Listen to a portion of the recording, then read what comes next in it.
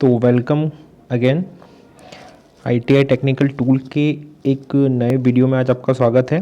देखिए इसके पहले हमने एक इलेक्ट्रिशियन सेकेंड ईयर के जो स्टूडेंट हैं उनके लिए हमने एक पहले क्लास कर चुके हैं। आज हमारी सेकंड क्लास है। तो सेकंड क्लास में देखिए आज का जो हमारा टॉपिक रहेगा वो रहेगा हमारा वैद्युतिक परिपथ, है ना। यानी कि जो बेसिक इलेक्ट्रिकल सर्किट होते हैं जिनके क्वेश्चन कई बार इंजीनियरिंग ड्राइंग के पेपर में सीधे सीधे पूछ लिए जाते हैं, ठीक है। तो इसी से रिलेटेड आज हम कुछ चीज़ें सीखेंगे। तो देखिए इसमें आपको सर्किट्स वगैरह दिख रहे हैं, कई सारे सर्किट्स दिख रहे हैं।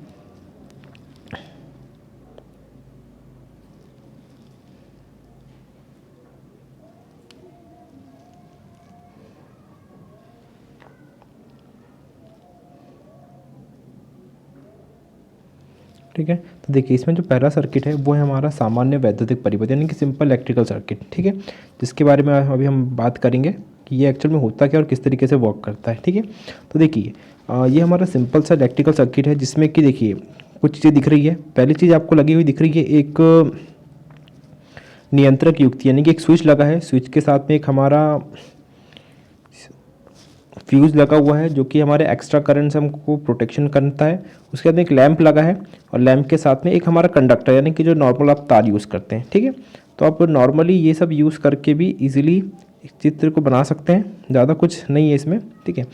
बहुत बेसिक सा चित्र है। यानी कि अगर आपको एक लैंप स्टार्ट जलाना है तो उसके लिए आपको किन किन चीज़ों की ज़रूरत पड़ेगी, तो एक हो गया हमारा lamp, fuse, switch, supply voltage, ठीक है। और सप्लाई वोल्टेज अभी हमारे इसमें एसी है ना, इस टाइप से दिख रहा है, यानी कि एसी हमारा सप्लाई सोर्स दिया हुआ है, डीसी नहीं है। ओके, चलिए अब आते हैं हमारे सेकंड वाले पे। देखिए देखिए अब सेकंड वाला आपको दिख रहा है। तो देखिए सेकंड वाले में क्या दिया हुआ है, सेकंड वाले में आपको दिया हुआ है, सेकंड वाले में दिया है कि एक स्विच द्वारा एक लैंप का नियंत्रण, यानी कि एक स्विच है, एक स्विच से आपको एक लैंप को कंट्रोल करना है। देखिए सबसे पहले पावर सप्लाई हो गई आपकी, तो समझ लीजिए कि ये आपका एक पॉजिटिव या नेगेटिव ले लीजिए, सॉरी एसी सप्लाई है तो इसे हम फेस और न्यूट्रल और फेस मान लेते हैं। तो एक तो ये देखिए यहाँ से हमारी सप्लाई आई, सप्लाई आने के बाद ये हमारा स्विच लगा है। अगर हमारा स्विच ऑन रहेगा तो हमारी सप्लाई आगे बढ़ेगी और आगे बढ़ने के बाद यहाँ पे इसका ये जो सब पॉइंट है, या एक ये वाला पॉइंट और एक ये वाला पॉइंट, तो ये दो पॉइंट पे पहले इस पॉइंट पे फेस पहुँचेगा और यहाँ से होते हुए आपका न्यूट्रल पॉइंट पहुँचेगा। तो जिससे क्या होगा कि जो आपका जो बल्ब है वो ग्लो करने लग जाएगा। तो इसे सिंपल कहते हैं one lamp controlling circuit by one switch. Okay, अब आते हैं हमारे नेक्स्ट ड्रॉ पे, देखते हैं कि इसमें क्या दिया हुआ है। ओके चलिए देखिए अब हमारा तीसरा दिया हुआ है परीक्षण बोर्ड का आरेखन, यानी कि drawing board of testing board, है ना, ड्राइंग ऑफ टेस्टिंग बोर्ड। यानी कि आप जो टेस्टिंग बोर्ड करते हैं तो उसका चित्र किस तरीके से होता है और किस तरीके से आप चीज़ें यूज़ करते हैं, ये इसमें दी हुई है। ओके देखिए इसमें क्या, सबसे पहले आपको देखिए तीन चीज़ दी हुई है, फेस, न्यूट्रल और अर्थिंग।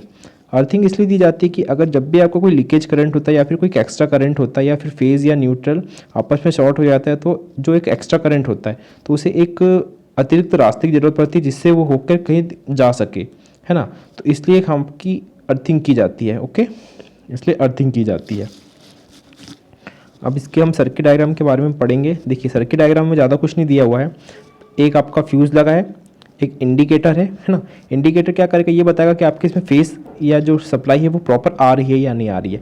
लैंप जो जलेगा, ठीक है, और इस सीरीज़ में आपका सॉकेट लगे हुए हैं, ठीक है, सीरीज़ में सॉकेट लगे हुए हैं और ये आपके सॉकेट के साथ में ये आपके लगे हुए हैं स्विच, जो चार नीचे दिख रहे हैं ये, ठीक है, ये आपके हो जाते हैं स्विच, जिसे आप एस द्वारा से प्रदर्शित कर सकते हैं। ओके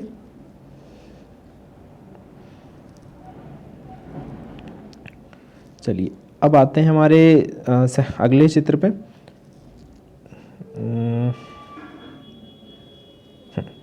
देखिए तो जो हमारा अब अगला ड्रॉ है, अगला ड्रॉ है हमारा सॉकेट सर्क्यूट, यानी कि जो सॉकेट होता है नॉर्मल सॉकेट किस तरीके से वर्क करता है और ये किस तरीके से काम करता है ये दिया हुआ है, ठीक है। देखिए इसमें तीन चीज़ दी हुई है, पहले दिया है फेस, न्यूट्रल और जो लास्ट वाला है इसे आप अर्थिंग भी कह सकते हैं, ठीक है, या अर्थिंग ही होता है। अब इसमें जैसे कि आपको साफ साफ दिख रहा है कि एक आपका फेस आया, फेस के बाद जो स्विच है, याद रखिए जो फेस है हमेशा फेस यानी जो स्विच होता है वो हमेशा फेस पे ही कनेक्ट होता है, कभी न्यूट्रल पे कनेक्ट नहीं होता है। ओके, देन उसके बाद में फिर ये आए और ये आपका देखिए, ये रहा आपका 3 पिन सॉकेट। ठीक है, 3 पिन सॉकेट का आपने ये कनेक्ट हो गया आपके नेगेटिव से, सॉरी न्यूट्रल से, और न्यूट्रल के बाद में ये आपकी अर्थिंग प्रोटेक्शन के लिए आपके। ठीक है, अब आते हैं हम हमारे नेक्स्ट पे।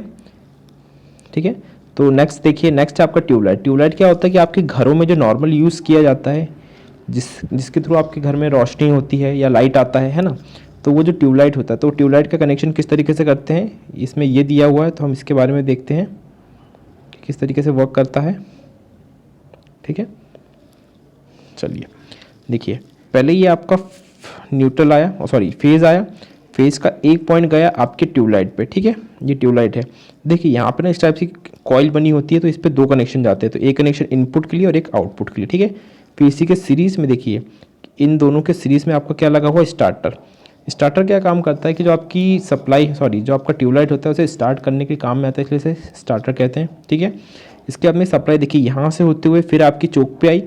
ठीक है ना, ये चोक लगा होता है, चोक को ब्लास्टर भी कहते हैं, है ना।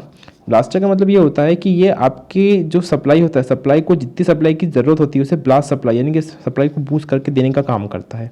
ठीक है, और इसके बाद में ये आपका आता है एक सिंगल फेज स्विच। एसवी का फुल फॉर्म होता है सिंगल फेज स्विच, यानी कि सिंगल फेज सप्लाई है आपकी, लिए सिंगल फेज स्विच, और ये आपका फेज और न्यूट्रल हो गया।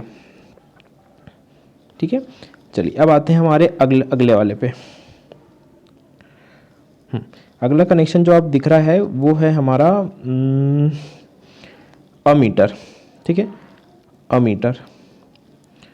अब अमीटर क्या होता है आपको पता है, अमीटर का मतलब होता है अगर मान लीजिए कि एक करंट है, अभी करंट ये बह रहा है करंट, ठीक है, ये करंट आपका यहाँ से इस डायरेक्शन में जा रहा है, लेकिन अब मैंने सिर्फ यहाँ पे सिर्फ लिख के रखा 5। अब ये 5 कैसे पता चलेगा कि 5 क्या, ये 5 किलो भी हो सकता है, 5 आदमी भी हो सकते हैं, 5 बजे भी हो सकता है, लेकिन जब मैं 5 के आगे ए लिख देता हूँ, जिसका मतलब ये होता है 5 एम्पियर, और ये एम्पियर किसकी यूनिट होती है, यानी कि किसकी इकाई होती है, ये होती है करंट की इकाई। ओके, तो आई मतलब होता है करंट और ये 5 एम्पियर दर्शाता है।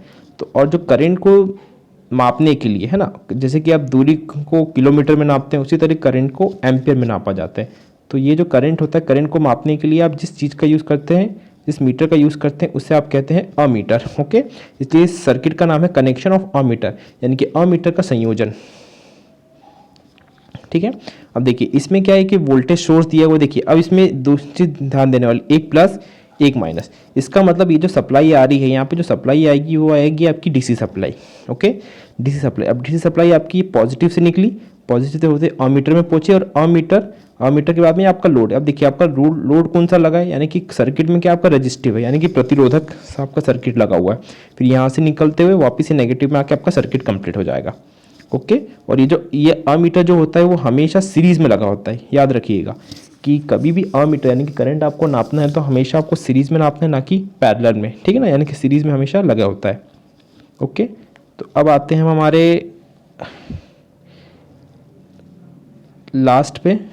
ओके, देखिए ये हमारा लास्ट है आपका वोल्ट मीटर, आज का ये हमारा लास्ट है। ओके, चलिए स्टार्ट करते हैं वोल्ट मीटर।